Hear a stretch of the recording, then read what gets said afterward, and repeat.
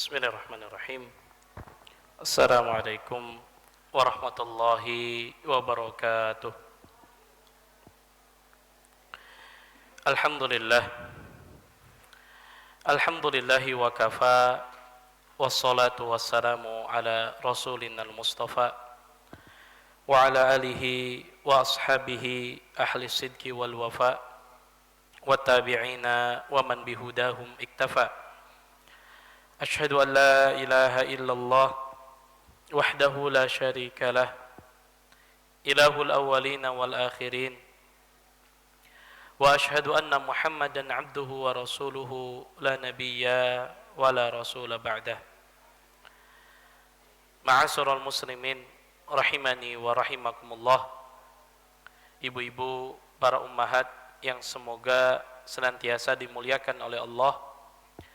Alhamdulillah, puji dan syukur marilah kita senantiasa panjatkan kehadirat Allah subhanahu wa ta'ala, Rabb semesta alam, Allah subhanahu wa ta'ala yang senantiasa menganugerahkan kepada kita banyak kenikmatan, sehingga alhamdulillah pada pagi hari ini kita masih diberikan kesehatan dan juga waktu luang untuk kembali belajar bersama, duduk bersama di majelis ilmu yang mudah-mudahan senantiasa diberkahi dan diridhai oleh Allah subhanahu wa ta'ala. Salawat dan salam semoga senantiasa terlimpahkan kepada suri tauladan kita, baginda Nabi sallallahu alaihi wasallam, kepada keluarganya, para sahabatnya, serta orang-orang yang senantiasa istiqomah dalam mengikuti sunnah dan ajaran beliau hingga akhir zaman. Ibu-ibu, para ummahat yang semoga senantiasa dimuliakan oleh Allah, sejatinya kajian di hari Kamis pekan pertama adalah jadwal kajian tafsir Al-Quran bersama Ustadz Zulfi Askar hafizahullahu ta'ala. Namun karena ada satu dua hal sehingga bertukar jadwal, di mana saya di pekan ini, kemudian insya Allah nanti Ustadz Zulfi akan menggantikan di pekan yang ketiga di jadwal saya insya Allah ta'ala. Sehingga kita bertukar jadwal, yang seharusnya pekan ini adalah kajian tafsir Al-Quran, namun bertukar di bulan ini saja. Adapun di bulan-bulan berikutnya insyaallah sesuai dengan jadwal yang sudah ditetapkan biidnillahi ta'ala.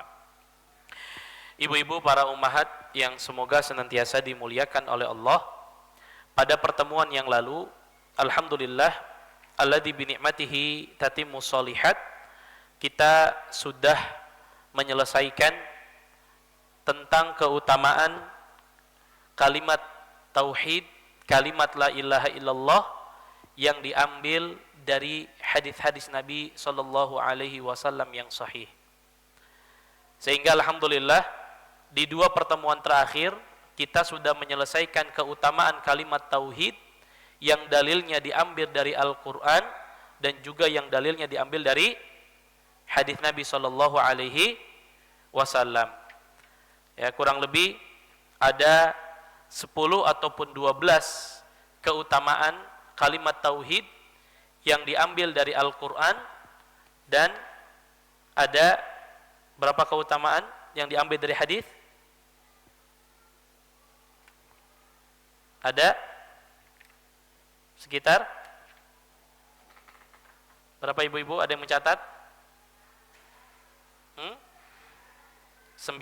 Naam. Ada 9 keutamaan kalimatut tauhid yang diambil dari hadis Nabi sallallahu alaihi wasallam. Nah, kita lanjutkan ibu-ibu kajian kita membahas kitab Fiqhul Ad'iyah wal Adhkar, fikih doa dan zikir. Setelah kita membahas keutamaan-keutamaan kalimatut tauhid yang sangat luar biasa, sehingga kalau kita total sekitar 20 keutamaan yang disebutkan di dalam Al-Quran ataupun di dalam hadis Nabi Sallallahu Alaihi Wasallam, Maka pada pagi hari ini kita masuk kepada pembahasan yang ke-33. Masih pada pembahasan la ilaha illallah, namun secara spesifik kita akan bicara tentang syurut la ilaha illallah. Syarat la ilaha illallah. Ini sangat penting ibu-ibu sekalian. Karena kita tidak akan bisa mendapatkan keutamaan yang sudah kita sebutkan pada pembahasan-pembahasan sebelumnya kalau kita tidak menunaikan syarat-syarat la ilaha illallah. Jadi syarat la ilaha illallah ini sangat penting untuk kita ketahui dan kita tunaikan syarat-syaratnya. Karena sekali lagi, kalimat la ilaha illallah tidak akan bermanfaat bagi kita. Kita tidak akan mendapatkan 20 keutamaan yang sudah kita sebutkan kecuali kita memenuhi syarat-syarat la ilaha illallah. Oleh karenanya dijelaskan di dalam kitab ini bahwa sudah kita jelaskan bersama tentang keutamaan kalimat tauhid la ilaha illallah. Yang mana sudah kita jelaskan di antaranya hiya khairul kalimat wa afdaluha wa ajalluha. Kalimat la ilaha illallah ini adalah sebaik-baik kalimat. Kalimat yang paling utama dan kalimat yang paling agung di sisi Allah Subhanahu wa ta'ala. Juga sudah kita sebutkan keutamaan dan pahala-pahala yang akan kita dapatkan jika kita memperbanyak membaca kalimat tauhid, yaitu la ilaha illallah. Tetapi ibu-ibu harus digarisbawahi. Kata penulis, lakin yajibu 'alal muslim an ya'lama anna la ilaha illallah la tuqbal min qailiha bimujarradi nutqihi laha bil lisani faqat bal la budda min ada'i haqqiha wa fardhiha wastifa min syurutiha wastifa'i syurutiha al-waridah fil kitabi was sunnah. Nah, ini yang paling penting, Bu. Jadi mengucapkan la ilaha illallah itu penting. Tetapi lebih penting daripada itu adalah kita menunaikan syarat-syarat la ilaha illallah. Makanya kata penulis, akan tetapi wajib hukumnya bagi setiap muslim untuk mengetahui bahwa la ilaha illallah tidak akan diterima, tidak akan bermanfaat oleh orang yang mengucapkannya kalau hanya sekedar dia ucapkan dengan lisan saja. Saya ulang, kalimat la ilaha illallah tidak akan bermanfaat bagi orang yang hanya mengucapkan dengan lisan. Kalaupun ada orang, Bu, setiap hari baca 1000 la ilaha illallah, tiap hari dia pagi, siang, malam, 24 jam baca 1000 la ilaha illallah, dia tapi hanya ucapkan dengan lisan, tetapi tidak dibarengi dengan memenuhi syarat-syarat la ilaha illallah, maka la ilaha illallahnya tidak akan bermanfaat. Ya. Maka la budda min adai haqqiha. Maka wajib bagi setiap kita untuk memenuhi dan menunaikan hak-hak dan kewajiban la ilaha illallah. Dengan cara apa? Dengan cara memenuhi syarat-syarat yang sudah Allah sebutkan di dalam Al-Quran dan As-Sunnah. Jadi, kalau ada orang ngucapin la ilaha illallah 1000 kali, tapi tidak memenuhi syarat la ilaha illallah, maka kalimat la ilaha illallahnya tidak akan bermanfaat dan kita tidak akan mendapatkan keutamaan yang sudah kita sebutkan sebelumnya. Ya. Kenapa? Karena kaidahnya wa kullu muslimin ya'lam anna kulla ta'atin yataqarrabu biha ilallah la tuqbalu minhu illa ida'ata bisyurutiha. Ini kaidah, Bu. Setiap kita mengetahui bahwa setiap ketaatan, amal soleh yang ketika kita lakukan di dalam rangka untuk mendekatkan diri kepada Allah, maka tidak akan diterima oleh Allah kecuali memenuhi syarat. Contoh ibu-ibu sekalian, sholat punya syarat atau tidak? Punya. Di antara syarat sholat adalah bersuci, berwudu sebelum sholat. Sekarang ibu-ibu, kalau ada di antara ibu-ibu, Ustadz saya mau sholat sunnah mutlak 100 kali. Ya, setiap rokaat baca surah Al-Baqarah. Misal, berapa rokaat? 100 rokaat. Tapi sebelum sholat nggak wudhu dan dia dalam keadaan berhadas, diterima atau tidak sholatnya? Tidak diterima. Ya, Ustadz, saya mau sholat. Sholatnya di mana? Saya mau sholat sunnah 100 rokaat, sholat sunnah mutlak, tapi sholatnya di kamar mandi. Boleh atau tidak? Nggak boleh. Karena syarat sholat itu harus berada di tempat yang suci. Ada lagi di antara ibu-ibu, Ustadz, saya mau sedikit berkreasi lah Ustadz. Ya, saya mau sholat qiyamul lail 50 rakaat, tapi menghadapnya tidak ke Ka'bah, Ustadz. Tidak menghadap ke kiblat. Padahal saya tahu kiblat itu arahnya di depan saya, tapi saya membelakangi kiblat. Diterima sholatnya? Tidak. Walaupun sholatnya 1000 kali sekalipun ibu-ibu dari mulai ba'da isya sampai menjelang subuh sholat malamnya, tapi tidak menghadap kiblat, tidak dilakukan setelah berwudu, maka tidak bermanfaat. Atau ada lagi, Ustadz, saking semangatnya saya mau sholat duhur jam 10 aja Ustadz. Ya, karena jam 12 saya sibuk Ustadz.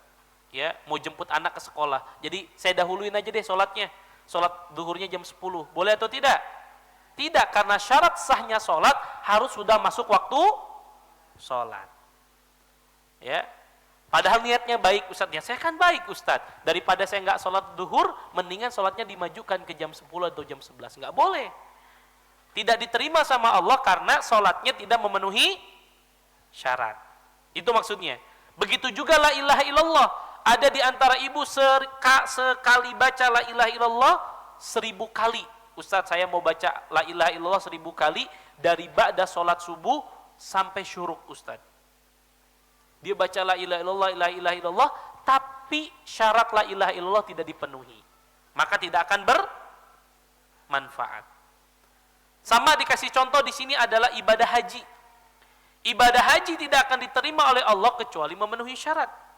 Di antaranya, syarat ibadah haji adalah ibadah tersebut harus dilakukan oleh orang yang sudah balik. Ustadz, saya punya anak, ya, umurnya masih 4 tahun Ustadz. Karena saya orang kaya, karena saya miliarder, mau setiap tahun saya berangkat haji. Dan saya mau bawa anak saya yang umur 4 tahun tadi. Boleh atau tidak? Boleh. Tapi tidak menggugurkan kewajiban. Boleh bawa anaknya, boleh Bu. Ya. Boleh. Sama ibu-ibu punya anak umur 4 tahun dibawa umroh, boleh? Boleh. Tapi tidak menggugurkan kewajiban umroh. Kalau dia sudah dewasa, sudah balik, maka baru dia berangkat lagi supaya gugur kewajibannya. Maksudnya apa? Bahwa ibadah haji tersebut ada syarat yang harus dipenuhi. Contoh, ada orang gila berangkat haji Bu, diterima nggak hajinya? Tidak, karena bukan syarat haji. Atau ada orang yang mau ibadah haji, tapi Ustadz, saya hajinya kalau di bulan haji rame Ustadz. Udah rame, musim panas, saya mau ibadah hajinya nanti aja di bulan Syawal. Ya, mumpung biasanya kalau bulan Syawal itu orang yang umroh itu pada pulang habis i'tikaf. Jadi sepi Ustadz. Makanya saya mau hajinya di bulan Syawal. Nggak diterima. Ya. Dengan bangganya dia bilang, Masya Allah, kemarin saya pas hajian bisa cium Hajar Aswad, bisa wukuf di Arafahnya sendirian. Masya Allah, nggak ada orang. Ya. Ya nggak bisa. Ya, waduh, Masya Allah, saat ini serasa dunia milik saya sendiri Ustaz. Kenapa? Wukufnya saya sendirian. Ya nggak ada yang orang wukuf di bulan Syawal, sepi di Arafah. Ya, maka kalau ada orang yang punya pemikiran seperti itu tidak akan diterima. Walaupun Ustaz, pokoknya saya setiap tahun akan berangkat haji, tapi di bulan Syawal, di bulan Sya'ban, di bulan Syawal, ya, di bulan selain Dzulqa'dah dan Dzulhijjah, ya nggak akan diterima. Jadi segala sesuatu ibadah kalau kita niatkan dalam rangka mendekatkan diri kepada Allah, maka harus memenuhi syarat. Begitu pula la ilaha illallah tidak akan diterima di sisi Allah, tidak akan bermanfaat di sisi Allah kecuali bagi mereka yang melaksanakan syarat-syaratnya, yang dapat diketahui, yang sudah dijelaskan oleh Allah dan Rasulnya di dalam kitab dan juga di dalam hadis Nabi sallallahu alaihi wasallam. Oleh karenanya waqad asyara salafuna salih rahimahumullah ila ahammiyatil inayati bi syuruti la ilaha illallah.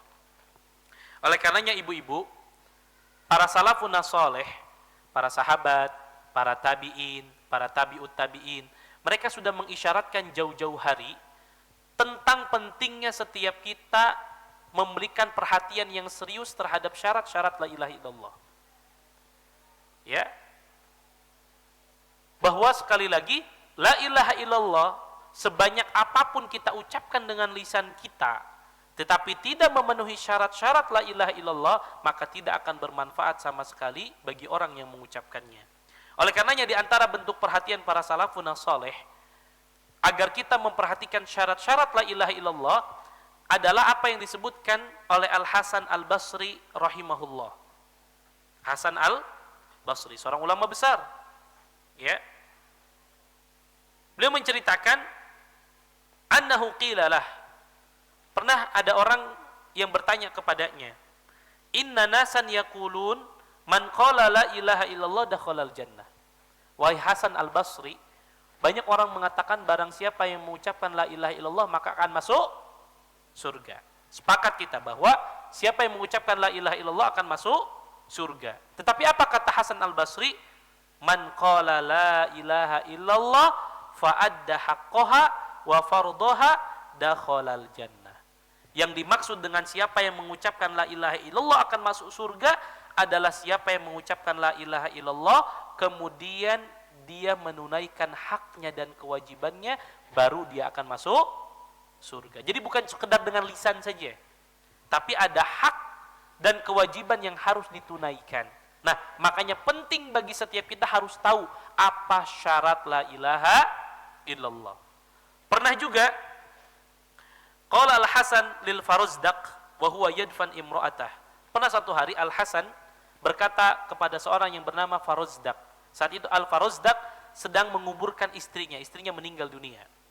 Kemudian ditanya, "Ma'adatta li hadzal yaum?" Apa yang kau sudah persiapkan untuk hari seperti ini?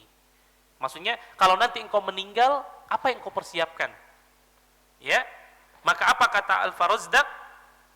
Qala syahadatu an la ilaha illallah mundu sab'ina sanah. Sesungguhnya saya telah mempersiapkan mengulang-ulang kalimat la ilaha illallah, bahwasannya tidak ada Tuhan yang berhak untuk disembah kecuali hanya Allah, sejak 70 tahun yang lalu. Ya, sudah persiapan sejak 70 tahun karena nanti saya akan masuk alam kubur, saya akan wafat, maka persiapan saya adalah memperbanyak kalimat la ilaha illallah. Maka apa kata Al-Hasan? Ni'mal uddah, sebaik-baik persiapan. Masya Allah, dipuji. Ini adalah sebaik-baik persiapan engkau memperbanyak menggunakan la ilaha illallah. Tetapi beliau ingatkan, lakin la ilaha illallah syurutan fa'iyyak. Tetapi hendaklah engkau bukan hanya sekedar mengucapkan la ilaha illallah, tapi bahwasanya la ilaha illallah itu memiliki syarat-syarat. Maka hati-hatilah engkau dari perbuatan ya wa qadful muhsanat, dan hati-hatilah engkau dari perbuatan menuduh perempuan yang baik-baik dengan berzina. Maksudnya apa? Diingatkan oleh Al-Hasan bahwa tidak cukup seorang mengucapkan la ilaha illallah, tetapi harus tahu syarat-syarat la ilaha illallah. Begitu juga ada seorang bernama Wahab ibn Munabbih, seorang ulama besar, ditanya, "Alaisa miftahul jannati la ilaha illallah?" Wahai Wahab ibn Munabbih, bukankah kunci masuk surga adalah mengucapkan la ilaha illallah? Maka apa kata beliau? Bala, betul. Syarat seorang bisa masuk surga adalah mengucapkan la ilaha illallah. Tetapi beliau ingatkan, walakin ma min miftahin illa lahu asnan.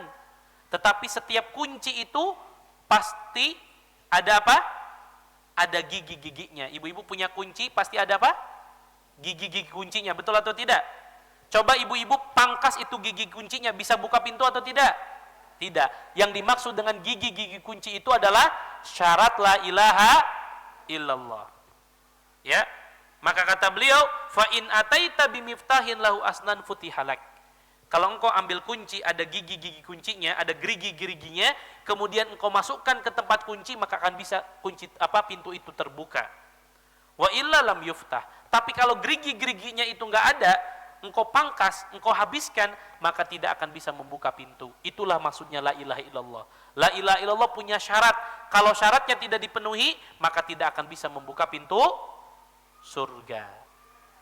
Nah, maka ini menjelaskan kepada kita ibu-ibu tentang pentingnya kita mengetahui syarat la ilaha illallah. Lalu Ustaz, apa saja syarat la ilaha illallah?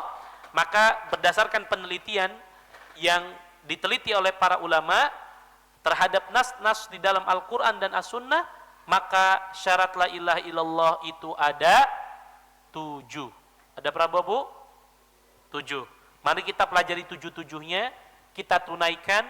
Mudah-mudahan dengan kita menunaikan syarat la ilaha illallah, kita semua bisa masuk ke dalam surga. Maka sangat penting sekali lagi kita mengetahui syarat la ilaha illallah. Nanti masing-masing dari 7 poin ini akan kita bahas satu per satu apa maksudnya. Maka syarat yang pertama adalah al-ilmu. Wa huwa al-ilmu bima'naha nafyan wa itsbatan al-munafi lil jahli. 1. Saya pelan-pelan akan sebutkan syaratnya adalah ilmu tentang maknanya. Ilmu tentang makna la ilaha illallah. Setiap kita ketika mengucapkan la ilaha illallah, tidak cukup saya mengucapkan la ilaha illallah tapi enggak tahu maknanya. Maka kita harus mengetahui makna la ilaha illallah itu apa? Tidak ada Tuhan yang berhak untuk diibadahi kecuali hanya Allah. Itu maknanya. Ya. Jadi ada 2 makna la ilaha illallah. Ada namanya isbat, ada namanya nafi. Isbat itu menetapkan. Apa maksudnya menetapkan? Saya bersaksi bahwa tidak ada Tuhan yang berhak disembah. Itu namanya menetapkan. Tidak ada sesembahan yang berhak untuk kita sembah, kemudian kita nafikan kecuali hanya Allah. Itu makna la ilaha illallah. Jadi setiap kita ibu-ibu ketika mengucapkan la ilaha illallah harus mengetahui maknanya, harus punya ilmu tentang makna la ilaha illallah. Karena nanti akan kita jelaskan ibu-ibu betapa banyak di antara kaum muslimin yang setiap hari ngomong la ilaha illallah tapi masih suka minta-minta kepada selain Allah. Masih suka datang ke dukun. Ada yang seperti ini? Banyak. Dia mengucapkan la ilaha illallah tapi datang ke dukun minta rezeki, minta anak kepada dukun. Betul atau tidak? Berarti dia mengucapkan la ilaha illallah tidak tahu maknanya. Bukankah banyak di antara kaum muslimin yang mengucapkan la ilaha illallah tapi datang ke pohon beringin, dianggap di situ ada penunggunya, minta rezeki kepada penunggu pohon beringin tersebut. Betul atau tidak? Berapa banyak di antara kaum muslimin yang mengucapkan la ilaha illallah masih tetap datang ke air terjun bawa sesajen dengan tujuan supaya tidak diganggu oleh penghuni air terjun tersebut. Berarti apa? Tidak menunaikan makna daripada la ilaha illallah. Itu maksudnya. Nanti akan kita jelaskan secara terperinci. Yang kedua, al-yaqin al-munafi lisyakki war-raib. Syarat yang kedua, keyakinan. Yang dimaksud yakin adalah menafikan, menghilangkan kebimbangan dan keraguan. Bahwa siapa yang mengucapkan la ilaha illallah tidak boleh ragu. Kalau dia mengucapkan la ilaha illallah, dia ragu. Allah itu ada enggak sih? Sebenarnya Allah itu benar enggak sih yang ngasih kita rezeki? Sebenarnya Allah benar enggak sih yang menghidupkan kita dan mematikan kita? Berarti itu namanya ragu. Kalau ragu enggak bermanfaat la ilaha illallahnya. Jelas? Nah, ini yang kedua. Nanti akan kita jelaskan dalil-dalilnya. Yang ketiga, syarat la ilaha illallah adalah ikhlas. Al-munafi lisyirki war-riya. Ikhlas itu adalah menafikan, menghilangkan kesyirikan dan riya. Kalau ada orang mengucapkan la ilaha illallah tapi masih mempersekutukan Allah dengan makhluknya, maka tidak akan bermanfaat kalimat la ilaha illallahnya. Setiap ibadah pengennya dilihat sama manusia. Setiap ibadah dia tujukan tidak kepada Allah tetapi untuk manusia. Contoh, bukankah masih banyak di negara kita yang mengaku saya orang Islam Ustaz, saya setiap hari mengucapkan la ilaha illallah Ustaz, tapi ketika terjadi masa paceklik, ya, terjadi lautnya tidak menghasilkan banyak ikan, akhirnya dia bawa 1 ekor sapi, bawa 1 ekor kerbau, disembelih bukan karena Allah, kemudian diambil kepalanya, dilarungkan ke laut dengan tujuan mudah-mudahan Dewi penunggu laut ini tidak marah sehingga nanti banyak ikan yang muncul. Betul atau tidak? Masih banyak yang seperti ini? Masih. Bukankah banyak di antara kaum muslim yang mengucapkan, Ustaz, saya mengucapkan la ilaha illallah, tapi besok saya mau mengadakan pesta pernikahan anak saya Ustaz. Takutnya pas saya adakan pesta, hujan, nanti nggak rame. Amplop datang ke rumah saya jadi sedikit. Maka saya sewa, siapa? Pawang hujan, supaya hujannya tidak mengenai rumah saya. Kalaupun hujan, hujannya di desa sebelah, di kecamatan sebelah. Maka dia meminta supaya orang menghentikan hujan, padahal yang menurunkan dan menahan hujan siapa? Allah Subhanahu wa taala. Maka la ilaha illallahnya enggak manfaat. Yang seperti ini banyak atau tidak? Banyak. Ada orang bertahun-tahun enggak dikasih anak, enggak dikasih keturunan sama Allah, akhirnya dia datang. Oh, di desa sebelah ada paranormal yang katanya orang pintar. Kalau kamu mau meminta anak, minta keturunan, datang kepada dia dengan bawa apa? Bawa ayam warna hitam 7. Bawa 1 kambing. Tapi kambingnya harus warna hitam, nggak boleh ada putihnya. Akhirnya disembelih. Tujuannya dipersembahkan untuk syaitan. Maka yang seperti ini tidak boleh. Maka mencampur adukan antara apa? Ibadahnya kepada Allah dan ibadahnya kepada selain Allah. Ini yang keberapa? 3. Yang keempat, as-sidqu al-munafilil kadhib. Harus jujur. Yang keempat syaratnya harus jujur, menafikan dusta. Apa maksudnya Ustaz? Nanti akan kita jelaskan. Ini sifatnya orang-orang munafik. Banyak dahulu orang munafik itu mengucapkan la ilaha illallah, tapi tidak dalam hatinya. Seperti siapa? Orang-orang munafik dulu di Madinah. Ada namanya Abdullah ibn Ubay ibn Salul. Dia gembongnya orang munafik. Dia mengucapkan la ilaha illallah atau tidak? Mengucapkan. Tetapi dia ucapkan dengan lisannya, tapi hatinya menolak. Itulah namanya munafik. Munafik itu adalah idharul Islam wa ibtanul kufur. Dia menampakkan seakan-akan dia orang Islam, tapi menutupi kekufurannya. Solat, bayar zakat, mengucapkan syahadat, tetapi hatinya menolak, tidak beriman kepada Allah. Maka yang seperti ini, munafik i'tiqadi, tempatnya nanti di kerak api neraka yang paling panas. Innal munafiqina fid darkil asfali minan nar, kata Allah. Sesungguhnya orang munafik yang i'tiqadi yang seperti ini, tempatnya nanti di keraknya api neraka, di paling bawah api neraka, sehingga Allah siksa mereka dengan siksaan yang paling dahsyat. Maka ini syarat yang keempat, harus jujur, tidak boleh dusta iman kita kepada Allah Subhanahu wa taala. Yang kelima, al-mahabbah, mencintai, kecintaan, al-munafiyah lil bugdi wal qurh, yaitu menafikan kebencian dan keterpaksaan. Ada orang-orang yang mengucapkan la ilaha illallahnya karena terpaksa. Ya, atau tidak karena mencintai Allah dan Rasulnya. Atau ada orang mengucapkan la ilaha illallah, tapi dia juga cinta kepada orang-orang yang kufur kepada Allah. Yang seperti ini banyak, Pak. Ibu-ibu sekalian. Berapa banyak di antara kaum muslimin, sama saudara muslimnya kerasnya luar biasa.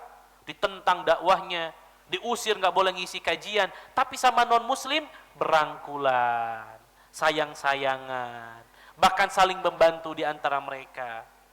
Ya, maka yang banyak yang seperti ini. Maka ini tidak boleh. Kemudian yang keenam, al-inqiyad al-munafilitark, tunduk dan menafikan sikap meninggalkan. Ini juga penting.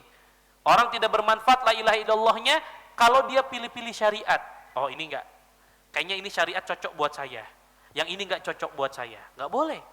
Kalau kita katakan la ilaha illallah, berarti kita menyerahkan diri kita kepada Allah. Setiap syariat yang Allah syariatkan kepada kita, tugas kita mengucapkan sami'na wa ata'na. Ustaz, afwan Ustaz, saya kurang cocok nih Ustaz dengan syariat yang namanya waris. Kenapa? Kok waris nggak adil Ustaz ya? Anak laki-laki dapat 2 kali bagian, kok wanita cuma 1 kali Ustaz? Saya nggak mau Ustaz ikut syariatnya Allah tentang waris. Nggak boleh Bu. Berarti kita nggak tunduk sama perintah Allah. Ingat ibu-ibu sekalian, tidak ada satupun syariat Allah yang Allah syariatkan kepada kita, melainkan itu adalah ada hikmah besar dan ada kebaikan di sana. Maka kalau meninjau syariat itu jangan pakai hawa nafsu. Kalau pakai hawa nafsu, kita nggak mau pilih. Ustaz nggak mau Ustaz. Masa enak banget jadi anak laki-laki, dapat warisan 2 kali lipat. Kami anak perempuan cuma dapat 1. Padahal ma'asyiral muslimin, anak laki-laki itu punya banyak tanggung jawab. Saya tanya sekarang, ibu-ibu punya tanggung jawab ngasih nafkah kepada anak istri, kepada anak-anak? Siapa yang punya tanggung jawab? Suami, laki-laki. Sekarang, kalau suami kita punya ibu yang sudah tua renta, tidak bisa kerja, tanggung jawab anak perempuan atau laki-laki? Anak laki-laki. Anak laki-laki harus menghidupi ibu bapaknya, harus menghidupi istri dan anak-anaknya, harus menghidupi saudara wanitanya yang mungkin gak bekerja atau sudah sepuh. Sehingga mereka butuh banyak penghasilan. Tapi Allah menciptakan wanita tinggal nerima hasilnya saja. Allah Maha Adil. Maka tugas kita meyakini keadilan Allah Subhanahu wa taala dan syariat-syariat yang lain. Ustaz, saya nggak mau nerima syariat ini Ustaz. Kenapa? Kayaknya syariat ini nggak cocok bagi saya. Nggak boleh Bu. Ya, kalaupun kita bukan tidak cocok ya, kalau kita misalkan tidak siap, maka katakan saya tidak siap Ustaz dengan syariat ini, tapi saya tidak menolak syariat ini. Penting Bu. Ya, karena kalau kita menolak khawatir la ilaha illallah kita tidak bermanfaat. Makanya kata Allah Subhanahu wa taala, "Wa ma kana lil mu'minin wala mu'minatin idza qadallahu wa rasuluhu amran an yakuna lahumul khiyaratu min amrihim." Kata Allah, tidak pantas ada seorang laki-laki atau wanita yang mengatakan saya beriman kepada Allah, kemudian dia pilih-pilih syariat Allah. Ini cocok bagi saya, ini enggak cocok. Kayaknya Allah enggak adil. Enggak boleh Bu. Ada keluar kata-kata Allah tidak adil, enggak boleh. Ya. Ustaz, kenapa harus wanita yang merasakan ini Ustaz, bukan laki-laki? Enggak boleh. Ya. Ini penting ibu-ibu saya ingatkan, karena apa? Jangan sampai kita termasuk orang-orang yang mengingkari syariat Allah. Makanya syarat la ilaha illallah adalah al-inqiyad, tunduk dengan syariat Allah, tidak boleh pilih-pilih dan tidak boleh mengingkari syariat Allah Subhanahu wa taala. Kemudian yang ketujuh, al-qabul al-munafi lirad. Menerima dan menafikan penolakan. Sama. Ya, kalau ada syariat Allah terima. Karena tidak ada satupun syariat Allah untuk memudaratkan kita, Bu. Itu yang harus digarisbawahi, dikasih garis tebal, harus dikasih warna merah. Ya.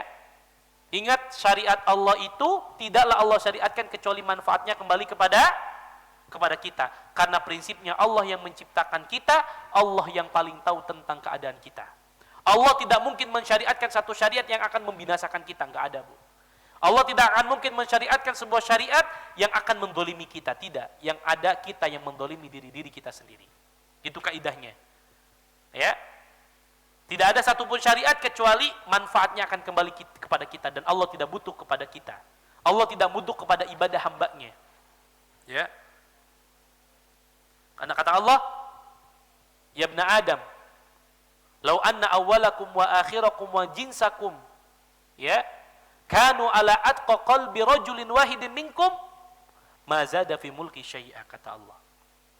Kalau sekiranya manusia yang pertama kali diciptakan sampai manusia yang terakhir kali diciptakan, kalaulah ada jin dan manusia semuanya berkumpul, semuanya taat sama Allah, enggak ada satupun yang bermaksiat, semuanya ibadah kepada Allah, semuanya mentauhidkan Allah, sedikit pun tidak akan menambah kerajaan Allah Subhanahu wa taala.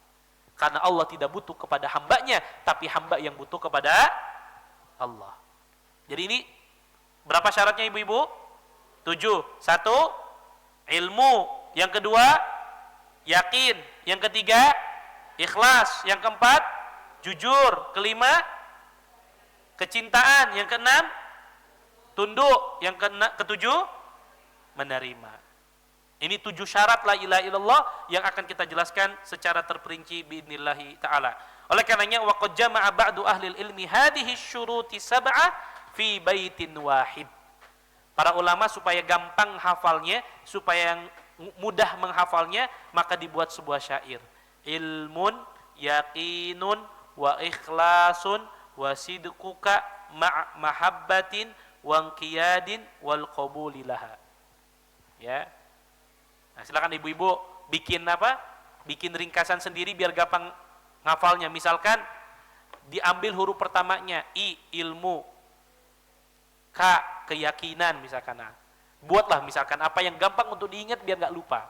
Sebagaimana misalkan gini, ada Rasul Ulul Azmi. Rasul Ulul Azmi itu siapa saja ibu-ibu? Nabi siapa? Nuh, Ibrahim, Musa, Isa, Muhammad. Disingkat jadi Nimim. Nah, itu gak akan lupa insya Allah. Ya. Nah, seperti ini. Ustadz, syarat la ilaha illallah ada 7. Silahkan dibuat singkatan yang ibu-ibu mudah menghafalnya. Ya, ilmu, yakin, ikhlas, jujur, cinta, tunduk, nerima. Ada 7. Ini 7 syarat la ilaha illallah yang harus kita ketahui. Taib. Ibu-ibu sekalian, kita jelaskan satu persatu bersama dalilnya. Jadi nanti ada yang bertanya, Ustadz, emang zaman Nabi pernah dijelaskan ada 7 syarat la ilaha illallah? Iya. Dari mana kita ambil? Dari Al-Quran dan hadis. Ya. Jadi 7 syarat ini bukan buatan orang, Bu, asal-asalan dibuat. Enggak. Tapi para ulama mengkaji dari Al-Quran, dari hadis, dari Al-Quran dan hadis dikeluarkan, oh ternyata ada 7 syarat la ilaha illallah. Jadi kalau ada orang mengatakan, Ustadz, bid'ah itu Ustadz. Zaman Nabi enggak ada namanya syarat la ilaha illallah 7. Betul. Tetapi Nabi sudah ngasih isyarat di hadis-hadisnya yang sahih dan juga di dalam Al-Quran ada 7 syarat la ilaha illallah. Syarat pertama tadi, bahwasanya seseorang harus punya ilmu tentang makna yang dimaksud. Artinya apa? Berarti kita menafikan kebodohan. Gak boleh orang cuma ngomong la ilaha illallah tapi gak tahu maknanya. Ibu-ibu sekalian, dahulu orang-orang musyrikin Quraisy itu paling takut dengan kalimat la ilaha illallah. Kenapa mereka takut? Kenapa mereka takut?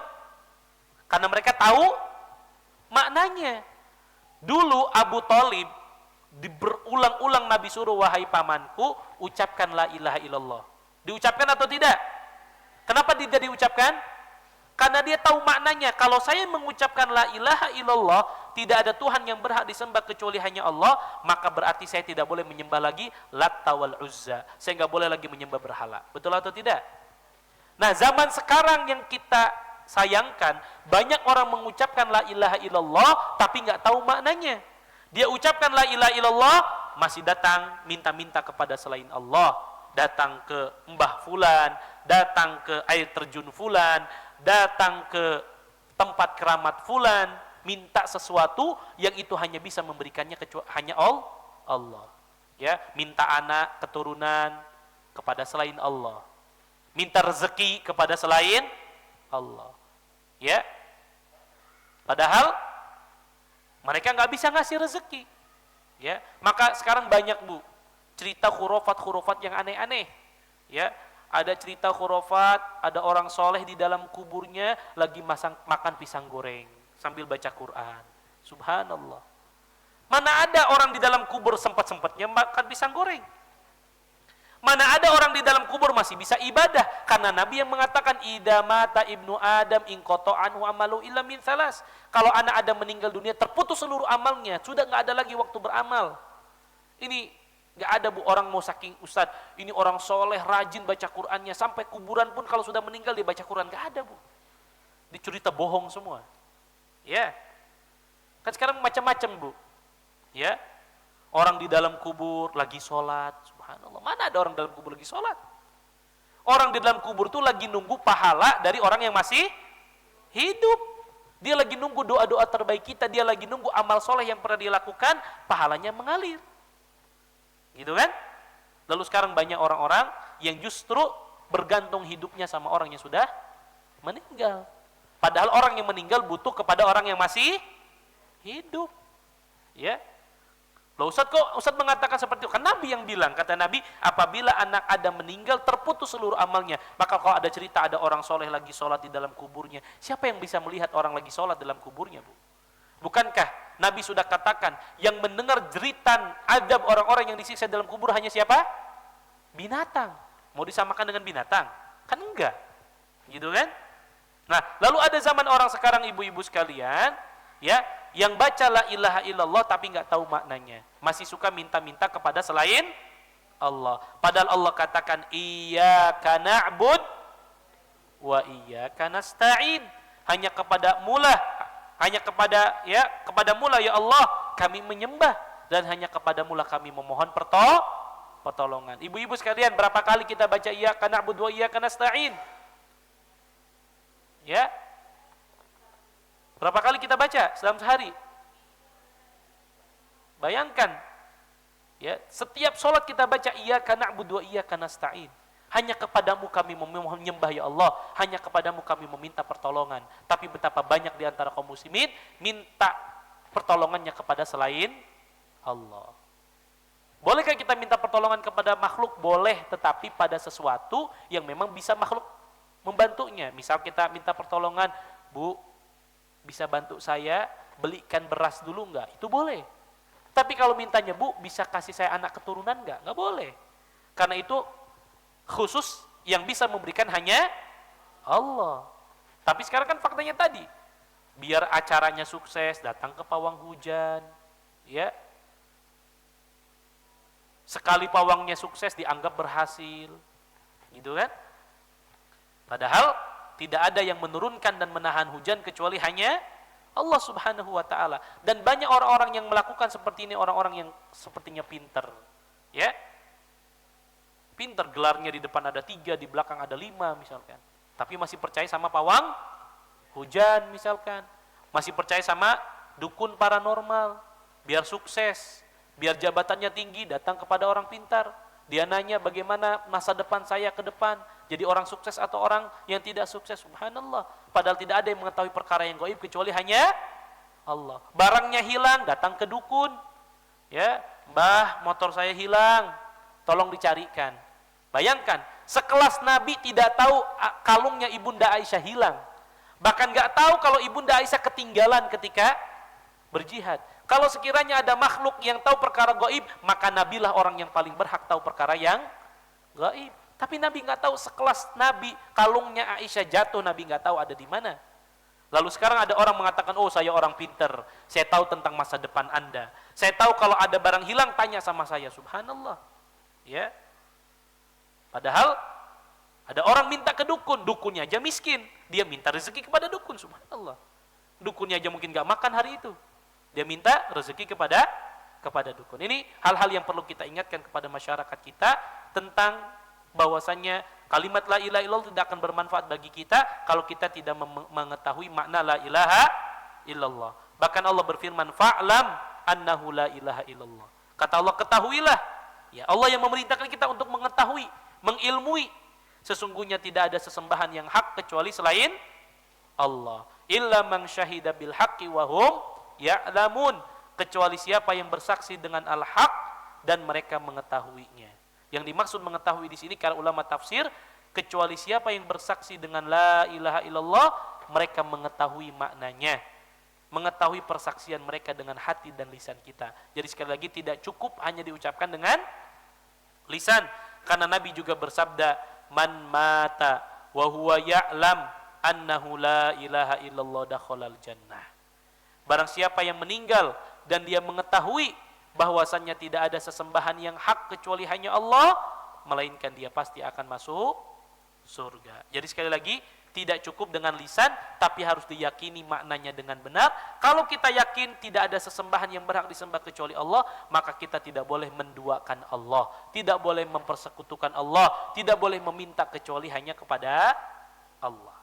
Ini syarat yang pertama secara detail. Kemudian yang kedua, syarat la ilaha illallah adalah apa tadi? Yakin. Ya. Yang dimaksud yakin di sini adalah menafikan keraguan. Jadi kalau kita sudah mengucapkan la ilaha illallah tidak boleh ragu. Kita harus yakin Allah itu ada, Allah itu yang menciptakan kita, Allah itu yang menghidupkan kita, Allah yang memberikan rezeki kepada kita, dan Allah yang mengatur seluruh alam semesta kita. Oleh karenanya Allah Subhanahu wa taala ingatkan ciri orang yang beriman di dalam Al-Qur'an surah Al-Hujurat ayat 15. Kata Allah, "Innamal mu'minuna alladzina amanu billahi wa rasulih." Hanyalah orang-orang yang beriman itu mereka yang beriman kepada Allah dan Rasulnya. Ciri orang beriman, iman kepada Allah, iman kepada Rasul. Tsumma lam yartabu, kata Allah. Kemudian mereka tidak ragu-ragu. Kalau kita ingin dikategorikan orang beriman, tidak boleh ragu. Wajahadu bi amwalihim wa anfusihim fisabilillah. Dan kemudian mereka berjihad dengan harta dan diri-diri mereka. Ulaika humus shadiqun. Dan merekalah orang-orang yang benar. Jadi ciri orang beriman itu tidak ragu. Ya kata Allah, tsumma lam yartabu, kemudian mereka tidak ragu-ragu, artinya yakin dengan seyakin-yakinnya Allah lah yang menciptakan, menghidupkan, mematikan dan mengatur alam semesta ini. Kemudian disebutkan dalam Sahih Muslim, ya, Rasulullah SAW bersabda, "Asyhadu an la ilaha illallah wa anni Rasulullah, la yalqallahu bihima 'abdun ghayra syakin fihima illa dakhalal jannah." Allahu akbar. Kata Nabi, aku bersaksi bahwa tidak ada sesembahan yang hak kecuali hanya Allah, dan aku bersaksi bahwasanya aku adalah utusan Allah. Tidaklah seorang hamba nanti bertemu dengan Allah pada hari kiamat dan dia tidak ragu-ragu pada keduanya, dia tidak ragu-ragu dengan syahadat kepada Allah dan syahadat kepada Rasulullah, melainkan dia pasti akan masuk surga. Jadi syarat masuk surga dengan la ilaha illallah adalah tidak ragu-ragu. Ya, tidak boleh ragu-ragu. Bahkan kata Nabi, "Man laqita min wara'i hadzal haid." Nabi pernah mengatakan kepada Abu Hurairah, barang siapa yang engkau temui di balik tembok ini, yashhadu an la ilaha illallah, kemudian dia bersaksi bahwasanya tidak ada Tuhan yang berhak disembah kecuali hanya Allah, mustayqinan biha qalbuhu fabashirhu bil jannah. Allahu akbar. Kemudian dia meyakini dengan hatinya bahwasanya tidak ada Tuhan yang berhak disembah kecuali hanya Allah, tidak ada keraguan di dalam hatinya, fabashirhu bil jannah, maka berikanlah kabar gembira berupa surga Allah Subhanahu wa taala. Jadi dalilnya jelas. Pertama, ilmu, yang kedua, yakin. Sekarang yang ketiga, ikhlas. Lawannya ikhlas adalah syirik dan riya. Maka kalau orang ibadah nggak boleh karena manusia, nggak boleh karena ingin dapat pujian manusia, nggak boleh ibadahnya kepada selain Allah. Oleh karenanya ibu-ibu sekalian, dahulu orang-orang musyrikin karena saking putus asanya mereka nggak bisa lawan Nabi. Nabi ini diajak untuk berdamai dengan mereka supaya tidak menyembah Allah. Nabi tetap dakwah tauhid terus. Akhirnya mereka bikin solusi. Bagaimana wahai Muhammad kalau kita cari win-win solution? Ya, gimana kalau engkau menyembah Tuhan kami 1 tahun, kami orang-orang musyrikin nyembah Allah 1 tahun. Biar adil sudah, nggak usah ribut terus kita. Engkau menyembah Lata wal Uzza selama 1 tahun, kami orang-orang musyrikin akan menyembah kepada Allah 1 tahun. Maka Allah langsung turunkan ayat di dalam Al-Quran, "Qul ya ayyuhal kafirun la a'budu ma ta'budun wala antum abiduna ma a'bud wala ana abidum ma abattum wala antum abiduna ma a'bud lakum dinukum waliyadin." Kenapa? Karena nggak boleh dicampur adukan. Ya, urusan ibadah tidak boleh dicampur adukan. Ya, saya selalu mengatakan ibu-ibu, apalagi sekarang kita berada di 1 bulan di mana banyak di antara kaum muslimin keliru dalam memperadukan antara masalah akidah. Ibu-ibu sekalian, Islam adalah agama yang sangat menjunjung tinggi yang namanya toleransi. Betul atau tidak? Bentuk toleransi kita tidak boleh kita mengganggu orang-orang non-muslim yang ibadah, nggak boleh. Nggak boleh kita ganggu mereka, nggak boleh tempat ibadahnya kita hancurkan. Ya, kalau kita hidup berdampingan dan mereka, ketemu saling sapa, boleh atau tidak? Boleh. Saling bantu, mungkin kasih hadiah. Tetangga kita yang non-muslim tadi membutuhkan sesuatu untuk dimakan, boleh kita kasih? Boleh. Tetapi tidak boleh mempercampurkan masalah akidah dengan dalil toleransi. Gak boleh. Karena Allah mengatakan lakum dinukum waliyadin. Sebagaimana ibu-ibu suka minum susu, yang satu suka minum teh. Namanya toleransi, yang satu minum teh silakan, yang satu minum susu silakan. Tapi nggak boleh dicampur antara susu saya dengan teh saya, dan teh saya dicampur dengan susu saya, nggak boleh. Itu namanya kebablasan. Karena Allah mengatakan lakum dinukum waliyadin. Ini penting ibu-ibu sekalian. Ya, jadi la ilaha illallah akan bermanfaat bagi kita kalau apa? Tidak mencampur adukan dengan kesyirikan. Kenapa Allah yang mengatakan ala lillahi dinul khalis? Ketahuilah bagi Allah lah agama yang sempurna, agama yang murni. Wa ma umiru illa liya'budullaha mukhlisina lahuddin. Kemudian Nabi mengatakan as'adun nasi bi syafaati man qala la ilaha illallah khalisan min qalbihi. Lihat. Manusia yang paling bahagia nanti pada hari kiamat adalah mereka yang mendapatkan syafaatku. Dan siapa yang berhak adalah mereka yang mengucapkan la ilaha illallah ikhlas dalam hatinya, tidak dicampuri dengan kesyirikan. Jadi ibu-ibu, kita harus tegas kalau masalah akidah. Ya, nggak perlu kita ikut perayaan mereka, apalagi ikut ibadahnya mereka dengan dalil toleransi. Ustadz, kita menjaga toleransi, betul. 14 abad yang lalu Nabi sudah ajarkan ibu-ibu sekalian. Bukankah ketika Nabi tinggal hijrah pertama kali ke Madinah, di situ Nabi hidup berdampingan dengan orang-orang Yahudi, ada namanya Banu Qainuqa dan Bani Quraidah. Itu orang-orang Yahudi. Apakah pernah disebutkan dalam satu riwayat Nabi datang ke tempat ibadah mereka, kemudian Nabi ikut merayakan bersama mereka? Pernah atau tidak? Tidak. Tapi Nabi bermuamalah dengan mereka. Nabi pernah menggadaikan baju perangnya hanya untuk digadaikan dengan beras, dengan apa? Dengan gandum, dengan kurma. Karena Nabi nggak punya uang. Bermuamalah boleh, ketemu sama mereka, senyum kepada mereka, nggak boleh ganggu mereka. Kalau kita tinggal berdampingan, punya tetangga non muslim, nggak boleh kita ganggu mereka, nggak boleh kita hina mereka, nggak boleh kita sakiti mereka. Tapi urusan ibadah masing-masing, ya, nggak boleh ikut merayakan ibadah mereka. Kenapa? Karena Nabi tidak pernah contohkan bagaimana Nabi ikut merayakan ibadahnya mereka. Maka inilah yang harus kita jaga, akidah kita. Ya, kita jaga toleransi, tidak boleh saling menghina, mencaci, memaki, nggak boleh ribut, nggak boleh saling menyerang. Kita harus saling berdamai. Tapi urusan akidah, masing-masing pegang prinsip akidahnya masing-masing. Nah, ya, jadi yang seperti ini bukan dikatakan Ustaz, ini berarti radikal. Nggak ada radikal, Bu. Ya. Ini kita ingin hidup justru berdampingan, tetapi urusan akidah, ya akidah. Karena Nabi tidak pernah yang namanya merayakan acara mereka. Bahkan kata Nabi SAW, ketika Nabi pertama kali datang ke kota Madinah, Nabi melihat orang-orang sedang merayakan 2 hari raya. Maka Nabi mengatakan, 2 hari raya apa yang kalian rayakan? Kata mereka, ini hari raya orang-orang jahiliyah. Maka Nabi mengatakan bahwasanya Allah telah mengganti dengan 2 hari raya yang lebih baik daripada 2 hari raya mereka, yaitu Idul Fitr dan Idul Adha. Nah, ini prinsip yang harus kita pegang. Kemudian yang keempat adalah jujur, tidak boleh dusta. Setiap kita ketika mengucapkan la ilaha illallah harus jujur, bahwasanya saya meyakini Allah lah satu-satunya yang berhak untuk disembah. Jangan seperti Abdullah ibn Ubay ibn Salul. Dia masuk Islam hanya untuk menutupi, ya, karena waktu itu orang-orang Madinah banyak sudah masuk Islam. Dia pembesar dari suku Aus dan Khazraj.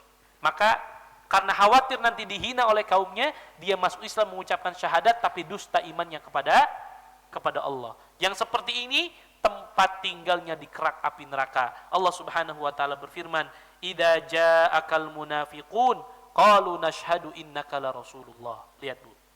Apabila datang kepadamu orang-orang munafik, wahai Muhammad, kata Allah, mereka akan berkata, "Innaka la rasulullah." Kami bersaksi engkau adalah Rasul Allah. Tetapi apa kata Allah? "Wallahu ya'lamu innaka la rasuluh." Ya. Dan Allah mengetahui sesungguhnya engkau adalah rasulnya. Wallahu yashhadu innal munafiqina lakadibun. Dan sesungguhnya Allah mengetahui bahwasanya orang-orang munafik adalah para pendusta. Ya.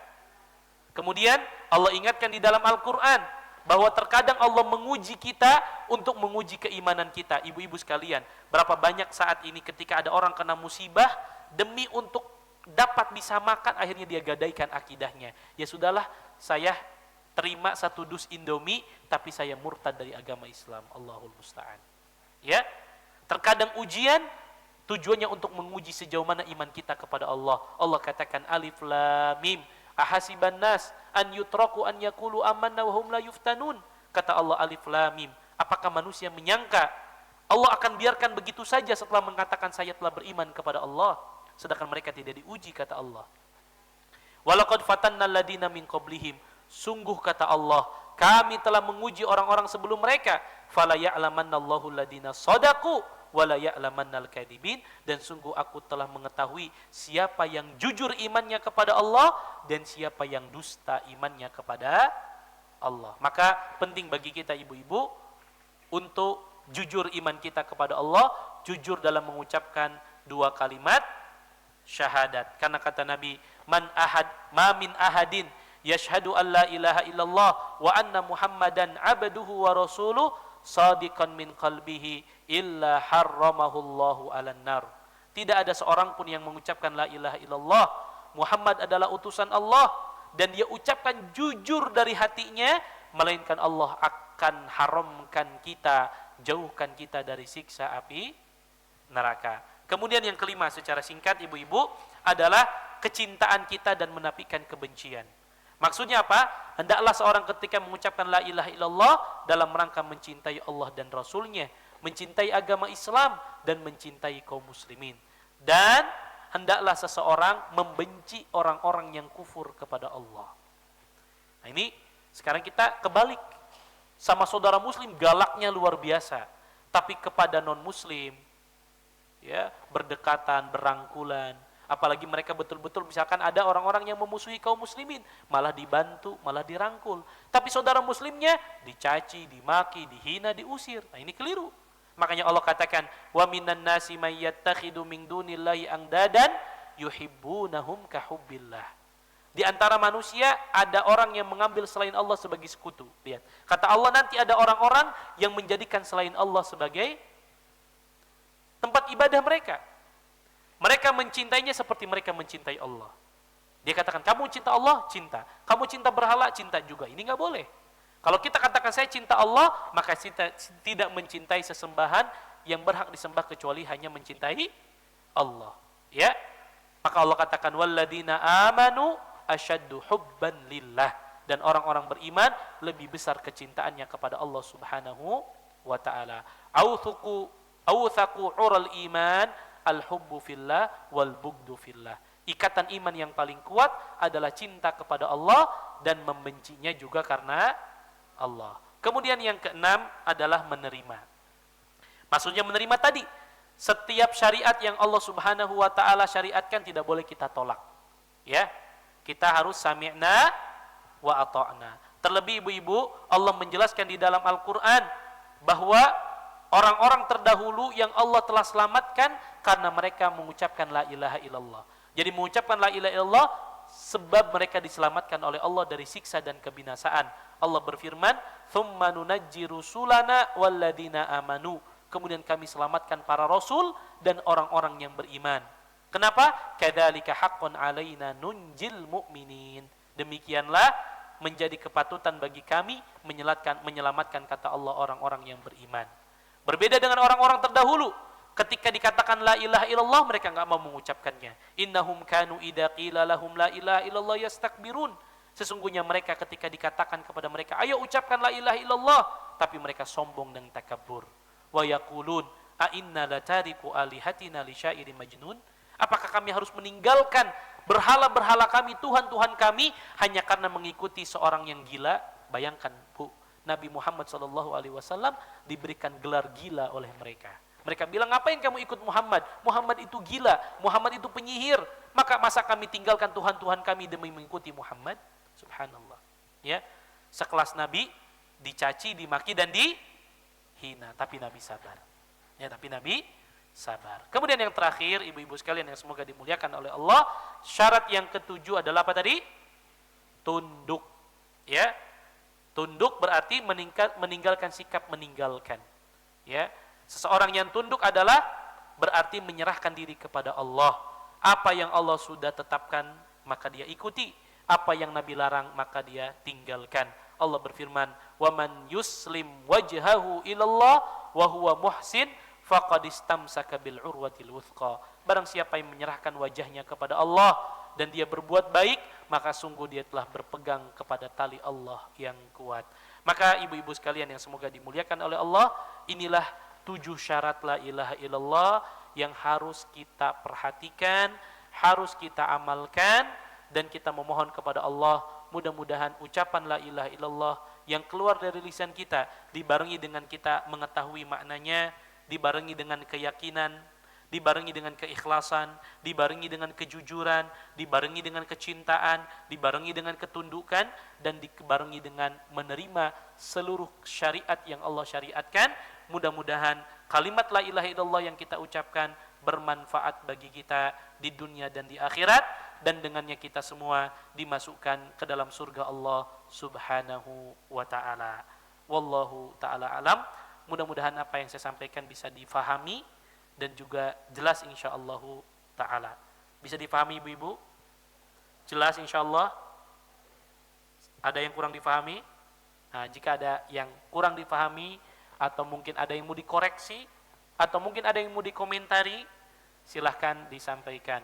Wallahu ta'ala alam wa sallallahu ala nabiyyina Muhammad. Nah, ada pertanyaan ibu-ibu?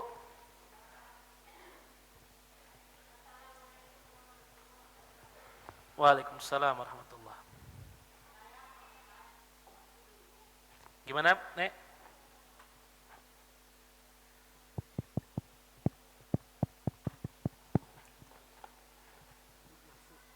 Pak Ustadz, saya waktu suami saya belum punya anak, suami saya jatuh ke dalam jurang 1 minggu, hasil selamat di luar. Dari jurang itu jatuh seminggu dalam jurang. Alhamdulillah selamat diambil sama temannya. Habis itu kan dia udah Pak Ustadz, pinggang patah, ini patah gitu. Jadi seminggu nginap di tempat pijit. Menginap di mana? Tempat yang mijit. Ya, tempat pijit ya. Setelah itu sesudah seminggu pulang ke rumah. Beberapa hari bisa pulang pergi dipijit. Setelah itu enggak kuat, dipijit pakai ayam Pak Ustadz. Dipijit pakai ayam? Pakai ayam. Itu bagaimana tuh Pak Ustadz? Kita belum tahu itu syirik. Karena mengingat kesehatannya jalan jauh Pak Ustadz. Maksudnya dipijit pakai ayam itu ayamnya jadi persyaratan? Ya, ayam dipijit jadi ya ayamnya yang dipijit supaya ayamnya yang dipijit dikerasa sama dirinya gitu. Iya, bisa dipahami insyaallah. Terus tukang pijitnya perempuan. Kalau menurut agama sekarang kan itu tidak sah kan? Tapi gimana keadaan sewaktu itu saya belum punya anak, belum tahu apa yang sekarang nama kita sudah ngaji ini. Baik, insyaallah bisa dipahami. Ya. Itu bagaimana Pak Ustadz yang saya kerjain itu sama suami? Baik. Saya bisa memahami pertanyaannya. Barakallahu fiik. Jadi ini juga penting baik ibu-ibu sekalian yang semoga dimuliakan oleh Allah Subhanahu wa taala. Maka tentu yang pertama banyak sekali saat ini bahkan terutama zaman dahulu dari zaman dulu sampai zaman sekarang masih banyak sebuah keyakinan pengobatan yang sejatinya pengobatannya tidak syar'i Bahkan saya pernah dapat satu kisah jadi ada orang sakit jadi luar biasa. Jadi ada nilai bisnisnya di sana, Bu. Jadi si yang mengobatinya Masya Allah pakai peci, pakai jubah gitu kan. Tetapi betapa banyak orang-orang yang mengaku dirinya dukun gitu kan, tapi dukun berjubah begitu. Nah, dia katakan jadi dia pencet tangannya 10 jarinya, Bu. Kalau sakit, maka harus potong 1 kambing. Kalau nggak sakit, maka nggak perlu potong kambing. Bayangkan, ketika dia tekan kencang, orangnya bilang sakit, nah, berarti 1 harus potong kambing. Dan kambingnya dipersyaratkan harus kambing hitam dan lain sebagainya. Nah, memang yang yang pengobatan-pengobatan seperti ini adalah pengobatan-pengobatan yang tidak syar'i. Pengobatan-pengobatan yang terkadang menyelisihi syariat Allah Subhanahu wa taala. Ya, berapa banyak orang pengen sembuh kemudian mempersyaratkan harus taruh sesajen di tempat fulan, harus pakai ayam fulan dan lain sebagainya, dan biasanya itu pada indikasi-indikasi ya pengobatan-pengobatan yang menyelisihi syariat. Apalagi tadi ya, yang sakitnya orang, yang dipijitnya ayam gitu kan ya. Gimana itu kalau kakinya yang patah, ya kaki ayam yang dipijit gitu kan, ya, istilah transfer ilmu dan lain sebagainya. Nah, kalau itu pernah kita lakukan dan karena ketidaktahuan kita, maka tentu Allah Subhanahu wa taala Maha Pengampun. Maka tugas kita 1, bertobat kepada Allah Subhanahu wa taala. Minta ampun ya Allah, dulu saya mengerjakan itu karena saya nggak tahu ya Allah. Ya, karena dulu zaman dulu mungkin ilmu juga belum sampai kepada kami. Ya dulu juga karena kejahilan kami, maka insya Allah itu diampuni oleh Allah Subhanahu wa taala. Karena kata Nabi SAW, Innallaha tajawaza li an ummati al khata'a wan nisyan wa mastukrihu alaih. Sesungguhnya Allah akan mengampuni dari seorang hamba sesuatu yang dilakukan karena ketidaktahuan, atau karena lupa, atau karena dipaksa. Maka karena ketidaktahuan kita terhadap ilmu tersebut, kita memohon ampun, tinggal bertobat kepada Allah. Ya Allah, dulu kami pernah melakukan hal tersebut, ya Allah saya baru tahu sekarang ternyata itu adalah pengobatan yang tidak sesuai dengan syariat. Saya khawatir itu masuk kepada kategori kesyirikan. Saya khawatir itu kategori percaya kepada dukun ataupun paranormal. Ya Allah, maka saya mohon ampun kepada Engkau atas dosa-dosa yang saya lakukan, maka cukup bertobat kepada Allah. Insya Allah Allah Maha Pengampun. Karena ketidaktahuan dan ketidakilmuan kita terhadap hal tersebut. Mudah-mudahan Allah Subhanahu wa taala mengampuni dosa-dosa kita. Wallahu taala alam. Ada lagi?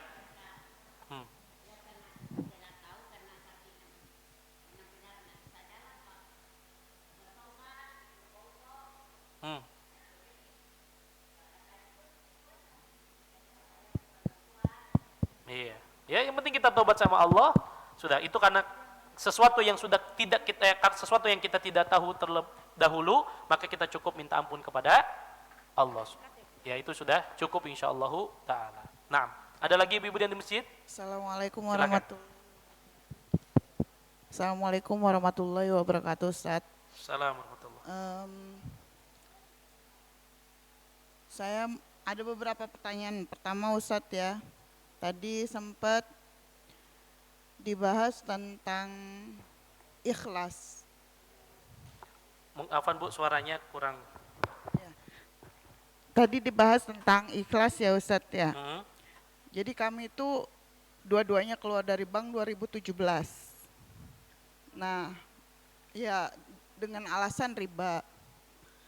Namun setelah itu ujiannya justru datang dari keluarga terdekat. Sebentar, apa tadi? Oh, ikhlas? Iya. Keluar dari bank. Okay, keluar dari enam. Lalu ternyata ujian yang paling berat itu datang dari keluarga terdekat, yaitu orang tua kami yang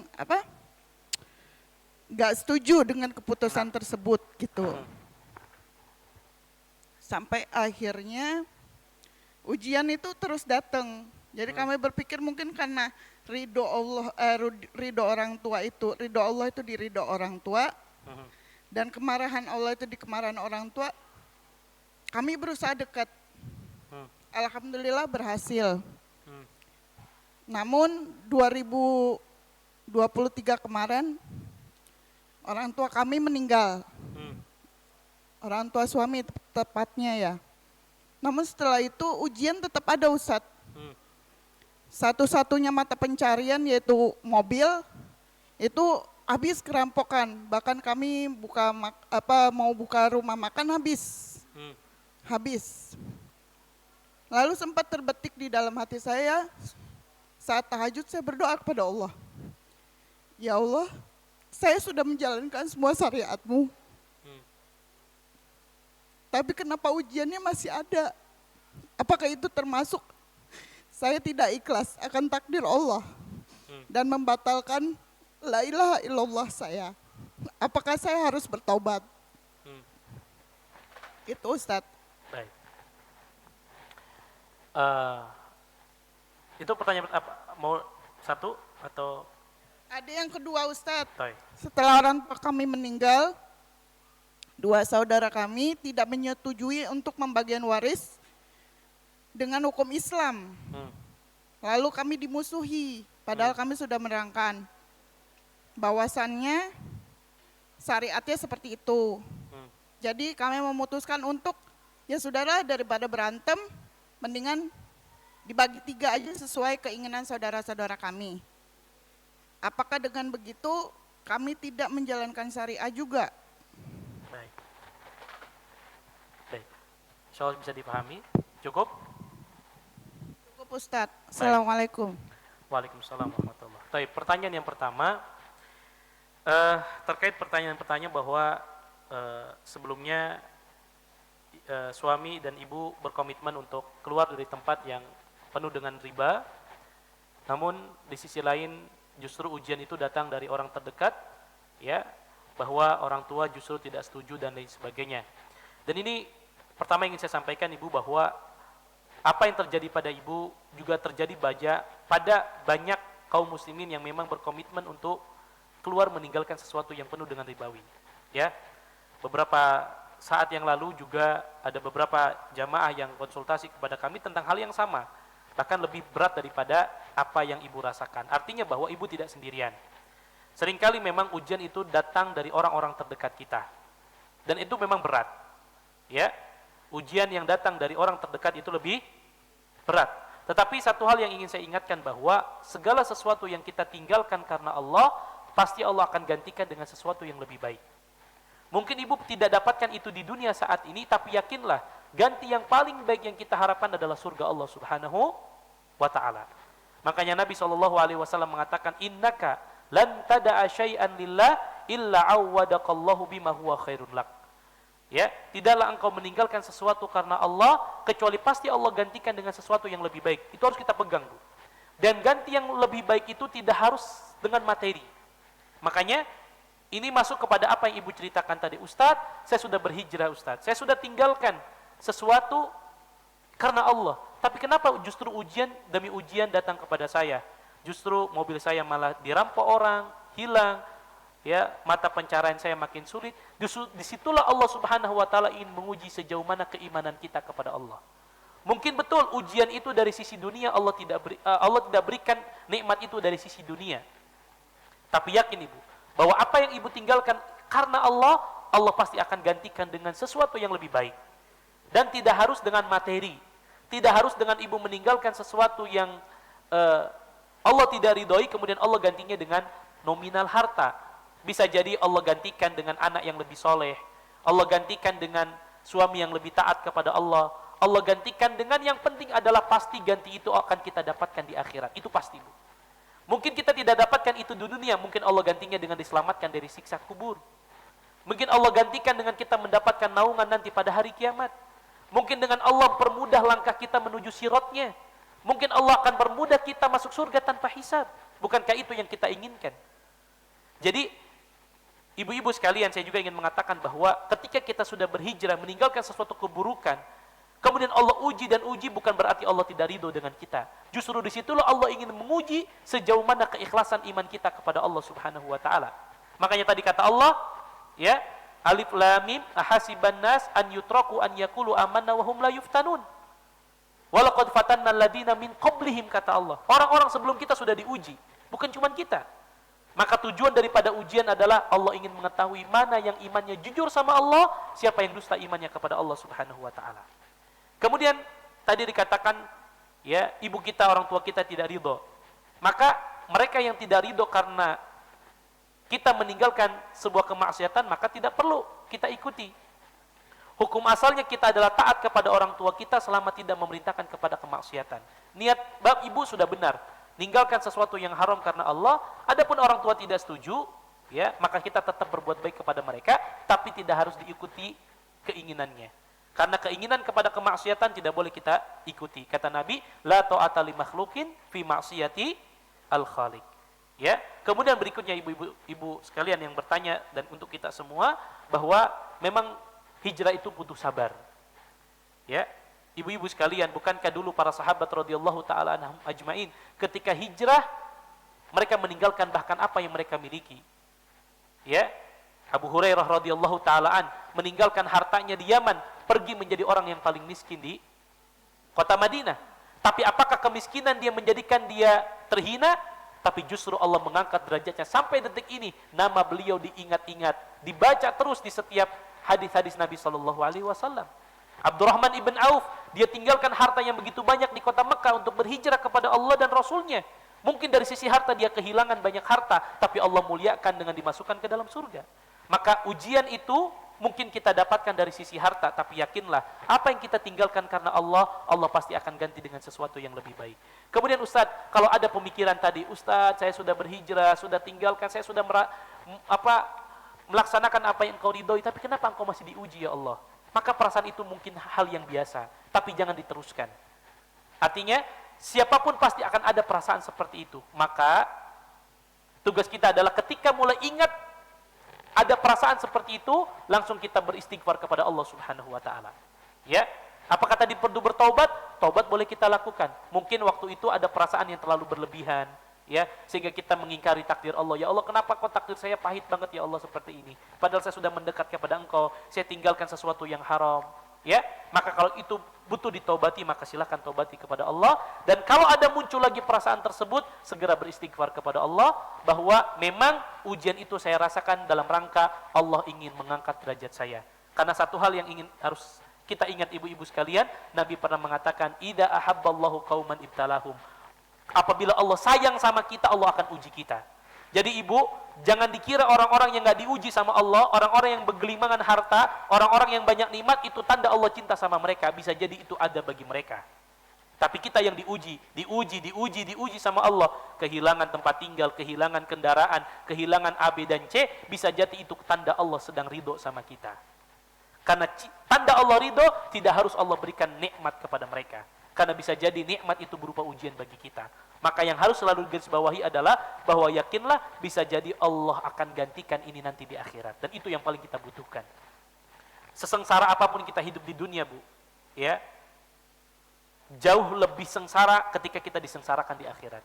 Maka yang kita butuhkan adalah kebahagiaan kita hidup di mana? Di akhirat kelak. Itu yang pertama, mudah-mudahan bisa menjadi motivasi, ya. Kemudian yang kedua, Ustaz, bagaimana dengan masalah warisan ketika sudah meninggal, ya, ternyata warisan itu tidak dibagikan secara syar'i. Maka apakah saya berdosa? Maka yang pertama adalah kalau kita sudah mengingatkan kepada keluarga kita agar dibagikan dengan cara yang syar'i dan mereka tetap melakukan, maka kita berlepas diri dan kita tidak berdosa. Ya. Yang salah adalah kita mendiamkan dan tidak mengingatkan. Itu baru berdosa. Tetapi kalau kita sudah ingatkan, mereka tidak mau dan kekeh dengan keyakinan mereka, maka tugas kita hanyalah menyampaikan. Tugas kita tidak merubah manusia. Kita tidak memastikan seorang itu mendapatkan hidayah, namun tugas kita adalah menunjukkan seorang untuk mendapatkan hidayah. Karena hidayah ada di tangan Allah Subhanahu wa taala, yang merubah adalah Allah Subhanahu wa taala. Tugas kita adalah mengingatkan. Kalau sudah kita mengingatkan, tetap dibagi dengan cara yang tidak syar'i, maka kita berlepas diri di hadapan Allah Subhanahu wa taala dan insyaallah kita tidak berdosa. Wallahu taala a'lam. Jelas Ibu jawabannya? Nah, barakallahu fiik. Ada lagi yang di masjid? Jika tidak ada satu pertanyaan dari Zoom. Nah.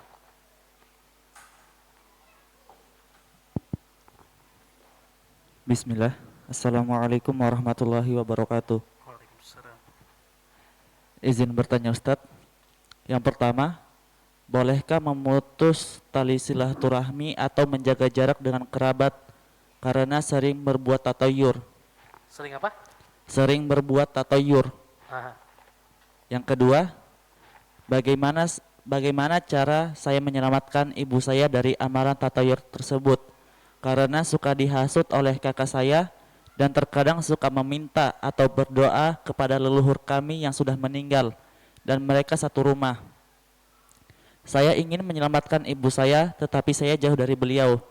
Saya pernah menasihati beliau secara langsung, akan tetapi saya dikucilkan oleh saudara saya. Mohon nasihat Ustaz. Nah. Yang pertama, ma'asyiral muslimin rahimani wa rahimakumullah, hukum asalnya maka kita tidak boleh memutus tali silaturahim. Ya. Dengan orang tua, dengan karib kerabat tidak boleh. Ya. Karena Nabi SAW mengatakan, ya, la'anallah qati'un, atau kama qala sallallahu alaihi wasallam. Sesungguhnya Allah melaknat orang-orang yang memutus tali silaturahim. Ya. Hukum asalnya tidak boleh kita memutus tali silaturahim. Hatta bahkan ibu-ibu sekalian, kalaupun kita punya orang tua, punya saudara kandung yang berbeda agama dengan kita, maka tetap kita diperintahkan untuk berbuat ma'ruf kepada mereka. Ya. Yang tidak boleh kita lakukan adalah ketika mereka mengajak kita kepada kesyirikan, kepada keburukan. Maka itu kita tidak boleh ikuti. Tapi hukum asalnya tetap kita berbuat baik kepada mereka. Dengan harapan bahwasannya mudah-mudahan ketika kita berbuat baik kepada mereka, ya, akan menjadi penyebab Allah Subhanahu wa taala memberikan hidayah kepada kita. Ya. Bahkan Allah Subhanahu wa taala, ya, mengingatkan di dalam Al-Qur'an tentang kalaupun kita ada karib kerabat yang tidak seakidah dengan kita, maka tetap kita harus berbuat baik kepada mereka. Ya. Oleh karenanya ma'asyiral muslimin, azanillahu wa iyyakum, ya, tetap hukum asalnya tidak boleh kita memutus tali silaturahim. Tetap kita jaga silaturahim dengan ibu kita, dengan keluarga kita. Lalu bagaimana Ustaz kalau keluarga saya tadi lebih suka bertatoyur, ya, segala sesuatu dikaitkan dengan hal yang khurafat dan lain sebagainya, apakah saya boleh menjauhinya? Sekali lagi hukum asalnya tidak boleh kita memutus silaturahim. Tetapi kalau kita mengatur jarak ketika mereka melakukan ritual-ritual seperti itu, maka itu dibolehkan. Ya. Tapi memutus silaturahim tidak boleh. Ya, memutus tali silaturahim tidak boleh. Kemudian Ustaz, bagaimana cara saya menyelamatkan ibu saya yang tinggal bersama kakak saya yang tadi sukanya, ya, bertatoyur, melakukan khurafat, ya, ada nilai-nilai kesyirikan di sana, maka saya sudah berusaha untuk menasihatinya, tapi justru saya dikucilkan. Maka nasihat saya adalah tetap nasihati, tetap dakwahi dengan cara yang ma'ruf. Karena memang kadang orang tua itu paling gak suka dinasihati sama anak. Hukum asalnya, ya, gengsi, ngerasa kamu anak baru kemarin kau nasihatin ibu. Maka mungkin cari cara-cara yang baik, ya, cari momen-momen yang tepat, tapi tetap tidak boleh berhenti untuk berdakwah. Tugas kita adalah mengingatkan, tugas kita adalah membimbing, tugas kita menasihati. Tetapi yang merubah adalah Allah Subhanahu wa taala. Bukankah Nabi berulang-ulang memerintah pamannya Abu Thalib untuk mengucapkan la ilaha illallah, tapi tidak juga. Bahkan Allah tegur di akhirnya, innaka la tahdi man ahbabta walakinallaha yahdi may yasha. Wahai Muhammad, engkau tidak akan bisa memberikan hidayah kepada orang yang engkau cintai sekalipun, tetapi Allah lah yang bisa memberikan hidayah kepada siapa yang Allah kehendaki. Maka tugas kita adalah mengingatkan, apalagi itu orang tua kita. Kita tidak ingin orang tua kita, ya, mendapatkan dosa, apalagi dosa besar, naudzubillah. Maka tugas kita tetap ingatkan, tapi dengan cara yang ma'ruf. Datang mungkin bawa hadiah, bawa sesuatu, sambil kita berikan buku tentang larangan tersebut. Kalaupun dihina, dikucilkan, itu hal yang biasa ibu-ibu sekalian. Siapapun yang berdakwah kepada dakwah tauhid, pasti dicaci, dimaki, dihina, dan ditentang. Tidak ada satupun nabi dan rasul, tidak ada satupun dai, tidak ada satupun seorang ulama yang mengajak kepada tauhid, pasti akan ditentang. Dan itu sudah menjadi sunatullah. Ya, kalau kita baru dikucilkan, baru dicaci, dimaki, dihina, dulu Nabi Muhammad lebih daripada itu. Nabi kita yang mulia ngajak manusia untuk mentauhidkan Allah, dilempar dengan batu, ya, sampai giginya patah. Ya, Nabi berdarah-darah, Nabi pergi ke Taif, dilempar dengan kotoran, dilempar dengan batu, dibilang penyihir, dibilang orang gila. Segala hinaan, cacian sudah dirasakan oleh Nabi SAW. Nabi Ibrahim alaihissalam, ketika berdakwah kepada bapaknya yang selama ini membuat patung berhala untuk disembah oleh kaumnya, apakah Nabi Ibrahim tidak mendapat penentangan, ditentang, bahkan akan diancam dibunuh oleh bapaknya sendiri? Kita belum sampai pada tahapan itu. Maka saya tetap menyampaikan, nasihati dengan cara yang baik, tetap dakwahi dengan dakwah yang benar, dakwah yang bijak, tidak dengan kekerasan, dan tetap jaga hubungan karib kerabat dengan mereka. Mudah-mudahan dengan perlakuan kita dengan mereka, terkadang ibu-ibu sekalian, orang akan menerima dakwah kita bukan dengan lisan kita, tapi mungkin dengan akhlak kita. semakin kita tunjukkan akhlak kita baik kepada mereka, mudah-mudahan akan semakin mudah dakwah kita diterima. Namun ingat bahwa kalau kita dicaci, dimaki, dihina, ditentang, maka seluruh nabi dan rasul pun mengenai hal yang sama, maka kita tidak sendirian. Maka mudah-mudahan niat baik kita untuk mengajak ibu kita, keluarga kita kepada kebaikan, menjauhkan mereka dari kesyirikan, menjauhkan mereka dari hal-hal yang berbau ya tatoyur dan lain sebagainya, mudah-mudahan ini menjadi amal jariah bagi kita, yang kalaupun kita tidak dapatkan itu di dunia, mudah-mudahan kita dapatkan itu pahalanya nanti di akhirat kelak. Wallahu ta'ala a'lam. Cukup insyaallah. Baik. Cukup. Baik. Jika tidak ada, kita cukupkan kajian kita pada hari ini. Mudah-mudahan bermanfaat. Wallahu ta'ala a'lam. Wa sallallahu ala nabiyyina Muhammad. Kita tutup dengan doa kafaratul majlis. Subhanakallahumma wa bihamdika asyhadu an la ilaha illa anta astaghfiruka wa atubu ilaik. Assalamualaikum warahmatullahi wabarakatuh.